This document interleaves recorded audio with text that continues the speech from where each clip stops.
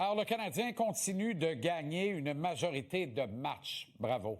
La place de l'équipe n'est pas mathématiquement assurée en vue des séries, mais honnêtement, à moins d'une totale catastrophe, les partisans, vous, nous, les observateurs, on va vivre un beau printemps.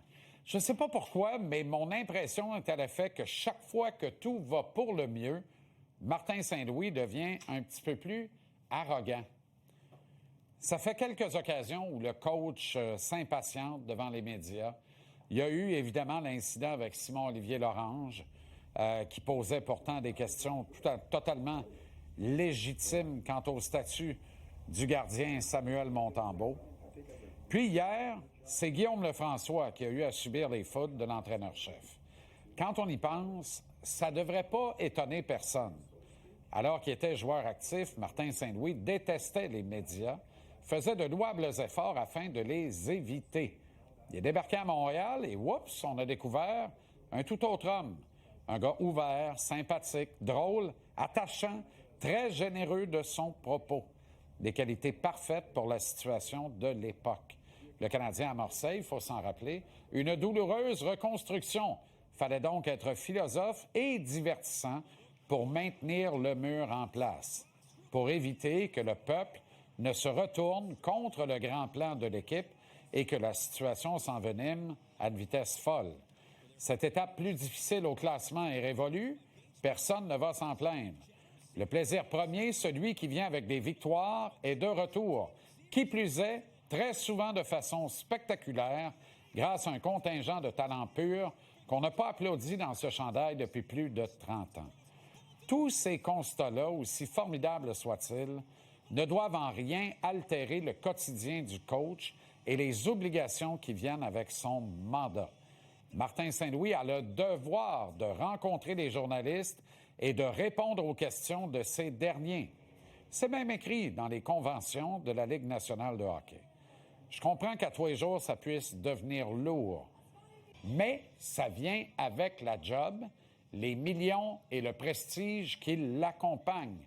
Et ça n'excusera jamais le comportement abject dont on a été témoin jeudi matin. Il n'y a pas de Larry Brooks à Montréal. Puis s'il y en a eu, il n'y en a plus. Sauf tout le respect que je porte au vieux Brooks, columniste new-yorkais décédé l'an dernier. Ici, on retrouve des hommes, des femmes qualifiés qui essaient seulement d'accomplir au meilleur de leurs compétences leur travail. Le département des communications du Canadien a certainement plus d'une fois rappelé à Martin l'importance de l'exercice médiatique. Est-ce que le coach écoute quand on essaie de le guider dans ses obligations?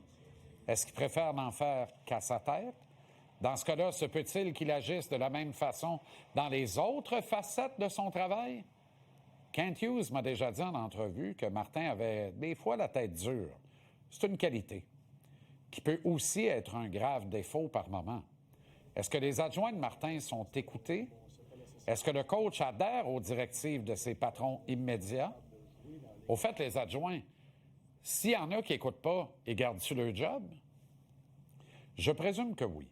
Tout autant que je me permets de croire que Saint-Louis choisit ses combats. Danny Dubé a été sensationnel en affirmant que le coach n'a pas le privilège de la question, il a le privilège de la réponse. Tout est dans cette affirmation de Danny qui est de nature modérée et pondérée. Ce que Martin Saint-Louis a fait jeudi matin en point de presse est totalement inacceptable.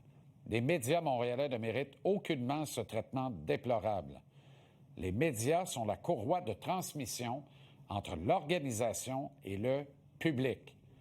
Quand Martin prend ses airs supérieurs et méprisants, eh bien, c'est le public et les partisans de l'équipe qu'il méprise.